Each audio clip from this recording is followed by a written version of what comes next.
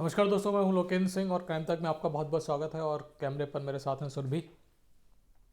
आज की वारदात इसी साल की है।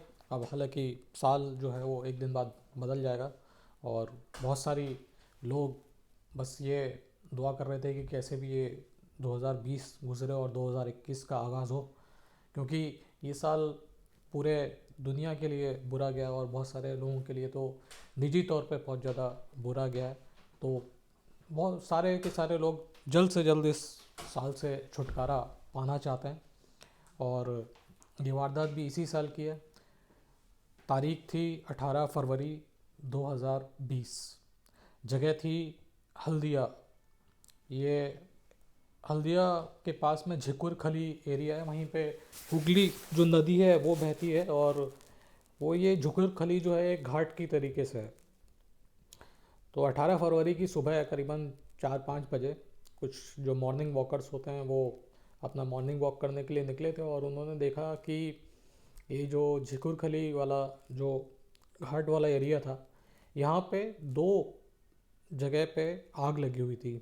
और पहले उनको लगा कि शायद कहीं कूड़े के ढेर में तो आग नहीं लगा थी, लेकिन वहाँ पे उस तरीके से कूड़े का ढेर जो था वो रखा नहीं जाता तो थोड़ा डाउटफुल मामला लगा। और थोड़ा उनको स्मेल भी आ रही थी अजीब तरीके की।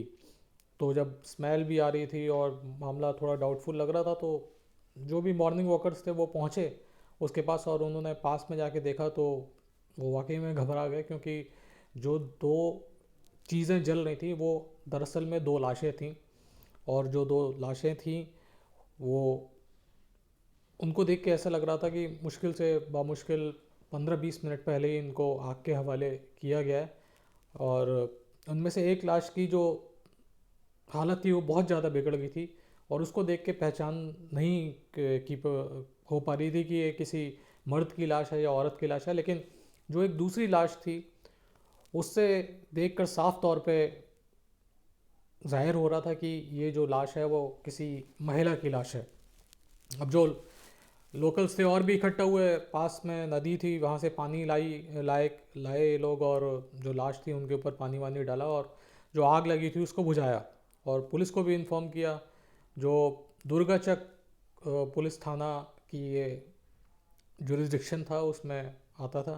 तो थाने की पुलिस भी मौके पे पहुंची और उन्होंने देखा कि दो लाशें पड़ी हैं। एक लाश जो है एक महिला की है, दूसरी लाश की पहचान बड़ी मुश्किल है, वो बहुत बुरी तरीके से जल चुकी थी। जो कम जली हुई लाश थी उसके पास कुछ बाल के टुकड़े पड़े हुए थे जो गोल्डन और ग्रीन कलर के रंग में रंगे हुए थे। आप जानते हैं आजकल जो महिलाएं होती हैं उस तरीके का कलर करवाती हैं, गोल्डन, ग्रीन, ब्लू, मेरे ख्याल से वाइट भी करवा लेते हैं बहुत सारे लोग। तो वो देख के समझ में आ रहा था कि ये लाश जो है वो महिला की है। तो इसके अलावा एक चीज़ और उन पुलिस को मौके पे मिली। उनको पुलिस को मौके से जो ईयर रिंग्स होते हैं वो स्वास्तिक की शेप में ईयर रिंग्स मिले। और वो जो ईयर रिंग्स थे उनके ऊपर एसजेपी और केडीएम जो है वो एक तरीके से उकेरा गया था या उस पर लिखा गया था। तो कुछ बालों के टुकड़े और ये ईयर रिंग्स, और ईयर रिंग्स पे दो शब्द एसजेपी और केडीएम, ये पुलिस के पास फौरी सुराग थे जिससे पुलिस को ये मामला सुलझाना था। थोड़ा बहुत और जो मौका मुआयना किया गया उसमें ये देखा गया कि जहाँ पे ये दोनों लाशें मिली थी उसके पास में ही गड्ढे खोदे गए थे या खोदने की कोशिश की गई थी। लेकिन अंदाज़ा लगा के पुलिस को लग रहा था कि शायद जो भी इन लाशों को जलाने वाले लोग रहे होंगे उनके पास इतना टाइम नहीं होगा कि वो ये जो गड्ढे हैं उनको खोद सकें। क्योंकि बेसिकली जो प्लान लग रहा था वो ये था कि जो दो लाशें हैं उनको गड्ढा जो खोद के उसमें दबा दिया जाए। लेकिन एक तो भोर का वक्त हो गया था और लोगों का आना जाना शुरू हो गया था।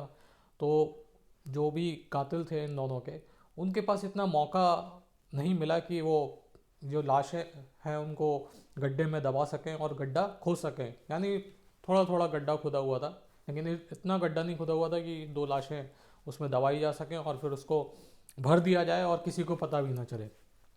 तो जल्दबाजी में इनको लगा कि कैसे भी लाशों को निपटाना है, तो जो पेट्रोल वेट्रोल डाल के, तेल वेल डाल के दोनों लाशों को आग के हवाले कर दिया।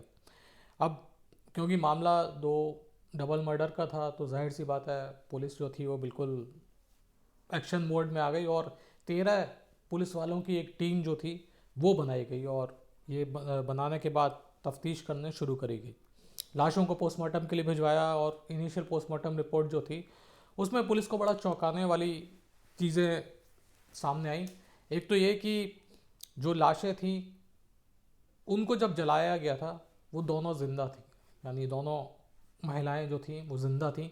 और थोड़ा लगभग उम्र का भी अंदाज़ा हो गया जब पोस्टमार्टम हुआ तो एक महिला का उम्र करीबन 22 साल के आसपास आ रहा था जबकि दूसरी महिला का उम्र करीबन 42-40 के आसपास आ रहा था।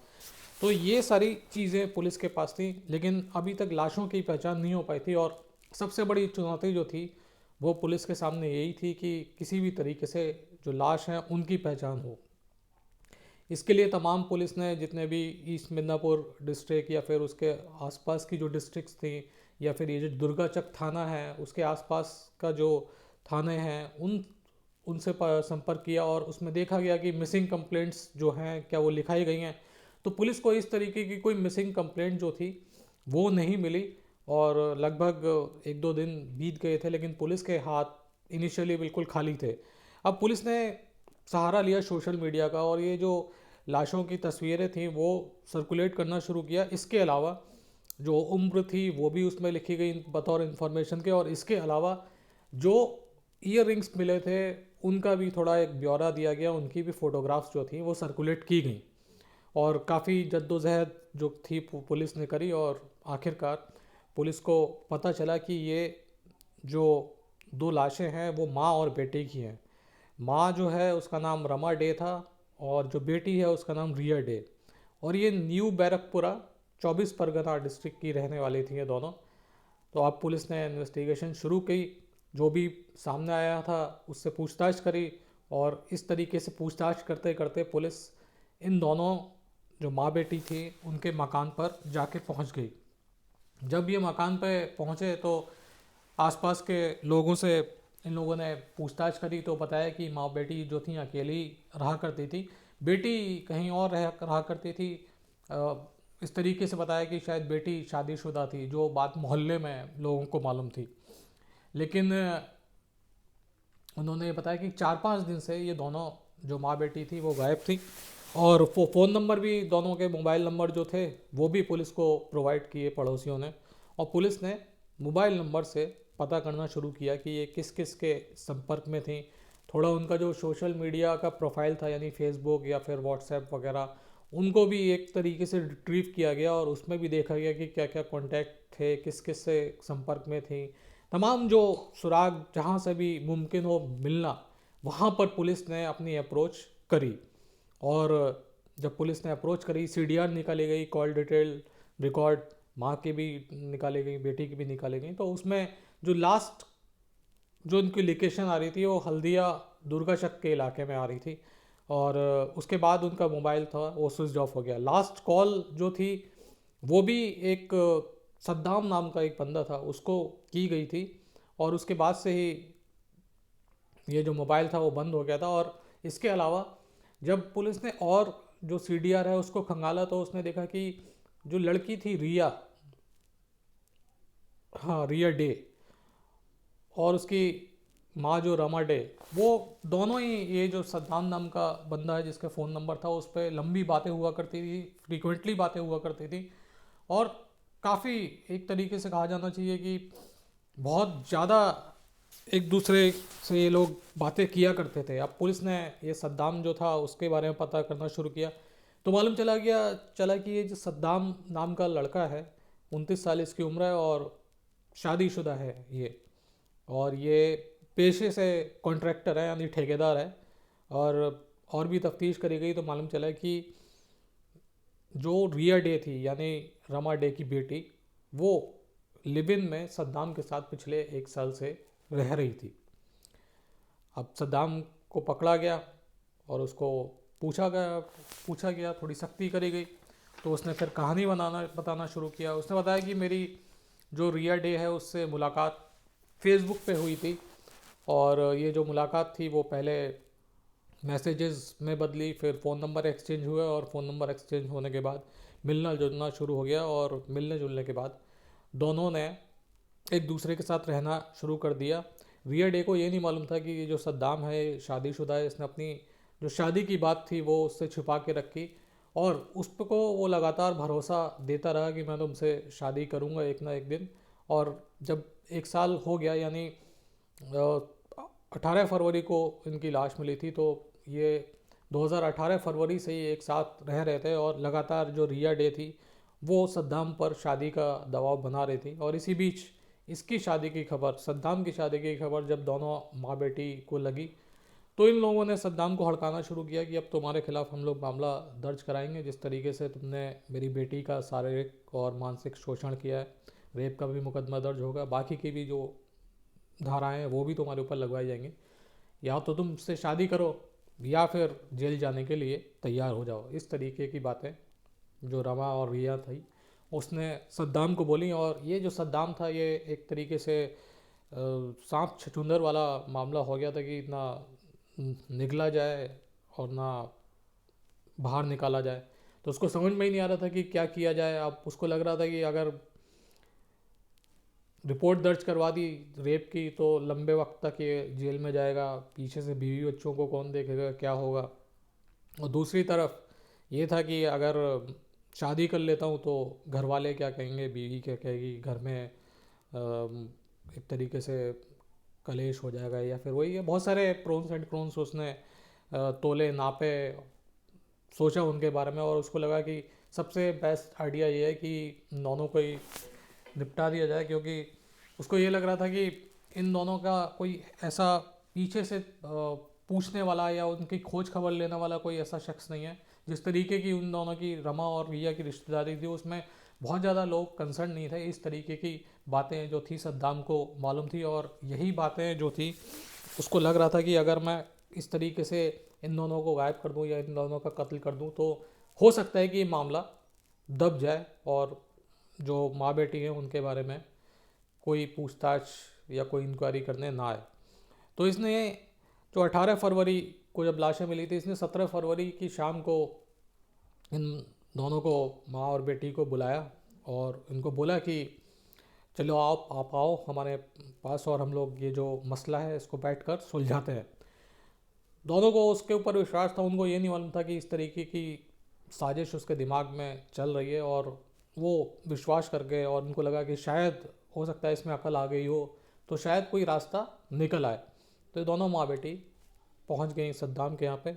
वहाँ पे सद्दाम ने इन्हें खाना वाना खिलाया, उनकी जो भी सेवा पानी थी वो करी। और जब खाना खिलाया उसमें इसने काफ़ी मात्रा में नशीला पदार्थ जो था वो मिला दिया था। और जब इन लोगों ने खाना खाया उसके बाद ये दोनों बेसुध हो गई। बेसुध होने के बाद सद्दाम ने अपना एक और साथी था, अनवरुल शायद उसका नाम था, उसको लिया अपने साथ। और उसको लेने के बाद इन दोनों माँ बेटी को कार के अंदर जो था वो डाला। और डालने के बाद जिनका मेन प्लान ये था कि बेहोशी की हालत में इन दोनों माँ बेटी को गड्ढे में डाल देंगे और मिट्टी डाल देंगे और किसी को मालूम चलेगा नहीं। लेकिन उनके पास इतना टाइम नहीं था कि जब ये लोग गड्ढा वड्ढा खोदने लग गए तो वहाँ पे लोगों की एक तो आवाजाही शुरू हो गई और दूसरा कि धीरे धीरे सुबह भी हो रही थी। तो इनको लगा कि अब यही करना चाहिए, क्योंकि अगर ये होश में आ गई तो जाहिर सी बात है कि इतना ज़्यादा बौखला जाएंगे कि मेरे खिलाफ ज़रूर कोई ना कोई मामला पुलिस में दर्ज कराएंगे और मेरा जो जीना है वो मुश्किल हो जाएगा। तो इन्होंने गाड़ी में से पेट्रोल निकाला और थोड़ा बहुत पेट्रोल इन लोगों ने पहले भी खरीद रखा था उस तरीके का कि अगर ये ऑप्शन नहीं हुआ तो दूसरा ऑप्शन, इस तरीके की प्लानिंग इन लोगों ने करी थी। तो ये मंजूर नाम का बंदा था और ये सद्दाम, इन दोनों ने उनके ये जो रिया और जो इसकी मदर थी रमा, वो जिंदा ही थी, बेहोश थी, दोनों के ऊपर पेट्रोल छिड़का और पेट्रोल छिड़कने के बाद दोनों को आग लगा दी और ये दोनों मौके से भाग निकले। 18 फरवरी को ये वारदात हुई थी और पुलिस ने करीबन हफ्ते भर बाद ये पूरा मामला जो था उसको खोल दिया और सद्दाम और उसका जो साथी था मंजूर, उसको अरेस्ट कर लिया। और इस मामले में 2-3 लोगों को और आरोपी बनाया गया जिनकी पुलिस तलाश कर रही थी और अभी तक तो उनकी अरेस्टिंग भी हो गई हो। लेकिन आप ये देखिए कि कैसे एक मोहब्बत की एक कहानी में फ़रेब घुस गया, और जब फ़रेब उसके अंदर घुसा तो दो जिंदा औरतें लाशों में बदल गईं और एक तरीके से उन्हें ज़िंदा जला दिया गया। तो सारी चीज़ें मेरे ख्याल से देख के करनी चाहिए। पता नहीं क्यों ये जो रिया डे जो लड़की है और ये जो रमा डे, मेरे ख्याल से दोनों पढ़ी लिखी है, क्यों नहीं उन लोगों ने पहले सद्दाम का जो है थोड़ा बैकग्राउंड चेक किया, उसका घर जाना चाहिए था, उसके रिश्तेदारों से मिलना चाहिए था, या फिर और भी हम्म, साधन होते हैं, प्राइवेट डिटेक्टिव भी ले सकते हो अगर आपके पास थोड़ा और पैसा हो। हालांकि ये तो बहुत नॉर्मल सारी चीज़ें कि इस तरीके की चीज़ें बहुत ज़्यादा दिन तक छिपती नहीं है। तो थोड़ा बैकग्राउंड चेक करते तो शायद इस तरीके की जो वारदात है वो नहीं होती, और ये जो माँ बेटी हैं वो शायद अब तक ज़िंदा होती। तो आज के लिए इतना ही, फिर अपना ख्याल रखिएगा और फिर आपसे मुलाकात होगी। तब तक के लिए जय हिंद, जय भारत।